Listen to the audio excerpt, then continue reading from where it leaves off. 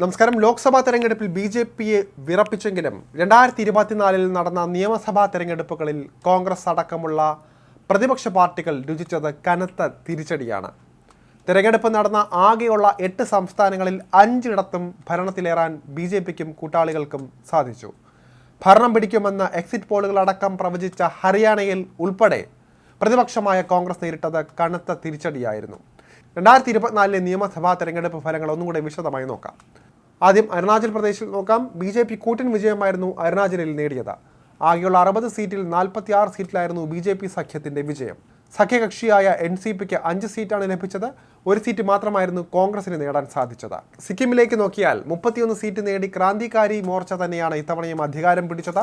Sikkim democratic ഫ്രണ്ടിന് 1 seat മാത്രമായിരുന്നു ലഭിക്കാനായത്. ആന്ധ്രാപ്രദേശിൽ വൈഎസ്ആർ കോൺഗ്രസ് അപ്രതീക്ഷിത തിരിച്ചടിയായിരുന്നു ഇത്തവണയും നിയമസഭാ തെരഞ്ഞെടുപ്പിൽ നേരിട്ടത്. ചന്ദ്രബാബു നായിഡു നയിക്കുന്ന ടി.ഡി.പിയുടെ നേതൃത്വത്തിലുള്ള എൻ.ഡി.എയുടെ മുന്നണി ആകെയുള്ള 175-ൽ 163 സീറ്റും തൂത്തുവാരിയതാണ് കാഴ്ച. 134 സീറ്റിലായിരുന്നു ടി.ഡി.പി ജയിച്ചത്. പവൻ കല്യാണിൻ്റെ ജനസേനയ്ക്ക് 21 സീറ്റുകളും ബി.ജെ.പിക്ക് 8 സീറ്റുകളും ലഭിക്കുകയായിരുന്നു.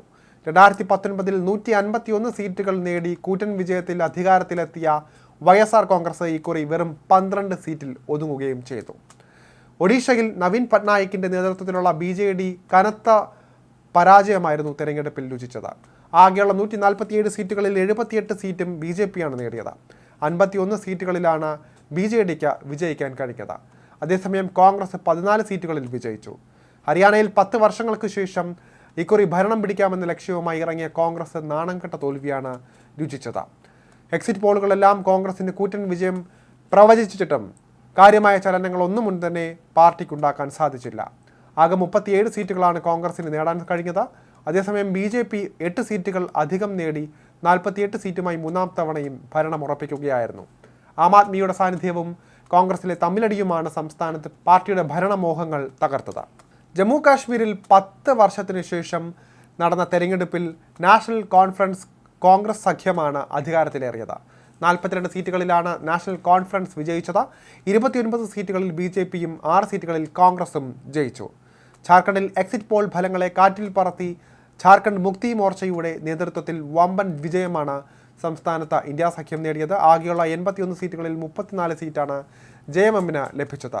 16 സീറ്റുകളിൽ കോൺഗ്രസും ബി.ജെ.പിക്ക് 21 സീറ്റുകളും ലഭിച്ചു. മഹാരാഷ്ട്രയിൽ വമ്പൻ ഭൂരിപക്ഷത്തിൽ ബി.ജെ.പി 3ാമതും ഭരണം നിലനിർത്തി. ലോക്സഭാ തെരഞ്ഞെടുപ്പിൽ വലിയ മുന്നേറ്റം കാഴ്ചവെച്ച കോൺഗ്രസിന് തെരഞ്ഞെടുപ്പിൽ നിലം തൊടാൻ പോലും സാധിച്ചില്ല. മഹായുദ്ധയിൽ ബി.ജെ.പി 132 സീറ്റുകൾ നേടിയപ്പോൾ 51 സീറ്റുകളിൽ ശിവസേനയും 41 ഇടങ്ങളിൽ അജിത് പവാറിൻ്റെ എൻ.സി.പിയും ജയിച്ചു. മറുവശത്ത് പ്രതിപക്ഷത്ത് കോൺഗ്രസിന് 16 സീറ്റുകളിൽ മാത്രമാണ് വിജയിക്കാനായത്.